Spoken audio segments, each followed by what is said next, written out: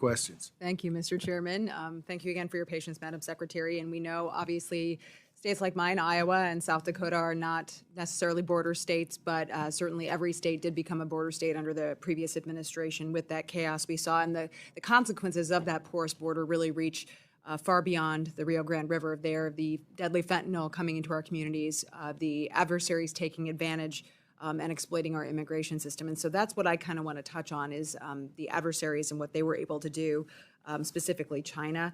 To put it in perspective, in the first 7 months of fiscal year 2024, more than 27,000 Chinese nationals were encountered at the southern border. Under President Trump, we've seen that number drop significantly, reflecting that clear shift in deterrence and enforcement. So can you walk us through what specific mechanisms have been put in place to ensure that these individuals from adversarial nations are now being thoroughly vetted, and how that process has changed since the previous administration? Yes, and every country is being treated the same as far as how we are treating the folks that are there and here illegally. People that came into this country from China and from other countries are all being vetted and their background checks being gone through. And I would say some of the reasons that we've had to reevaluate some of the programs that were abused under the Biden administration is because countries weren't participating with us. They weren't sharing their information. One of the things I've challenged Canada with in a lot of the discussions that we've had over recent months was they weren't taking their own citizens back home that were here in this country illegally, and they weren't sharing all of the criminal background checks of individuals who were in our country illegally. They weren't telling us who they were or what they had done, if they had human smuggling in their background or crimes. And so that was some of the access that we were asking them for. We were grateful that they addressed, for instance, designating a fentanyl czar and doing, but that information sharing is critically important. And we do not have that kind of partnership with China. We didn't just see Chinese nationals infiltrate our country over the southern border. They're coming over the northern border as well. And we see needs on the Great Lakes region and people coming in. It's easy to access Canada, and once they do, then they drop down into our vulnerable areas. So we have continued to maintain resources and strengthen them at the northern border as well. But we work closely with Interpol that has an agreement with many different countries to do vetting and background checks and criminal background information sharing on folks across the world.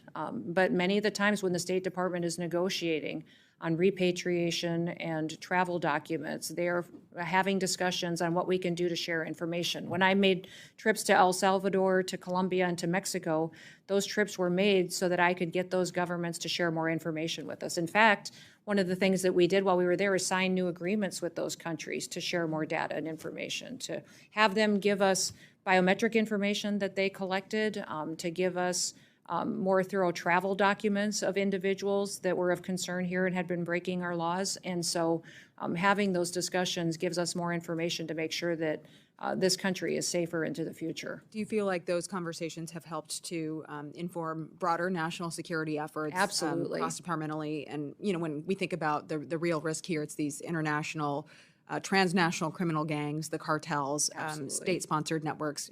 Obviously we talk about the Chinese nationals, and the reason the PRC is not cooperating and the CCP is not cooperating is because they are intent on infiltrating our country. That is correct. Do you feel like all those relationships are really helping us to strengthen the intel that we are able to gather? Absolutely. We've seen many, many times where information that we got on somebody who was here that may have been on our terrorist watch list, suspected terrorist watch list, or someone who is a very dangerous part of a foreign terrorist organization, that information may have been shared with us from another country because of those security agreements that we have in place. And when countries do not adhere to sharing that type of information, they don't get the privileges necessary that have been granted to them in the past. And we've seen that with visa overstays. We've seen that with lack of information sharing, that perhaps they don't get to continue in programs that are under the purview of the Department of Homeland Security because they haven't been willing partners to help us secure our country. Yeah, certainly accountability is back, Yeah. and appreciate that. So thank you so much, Madam Secretary. Thank you. I yield back.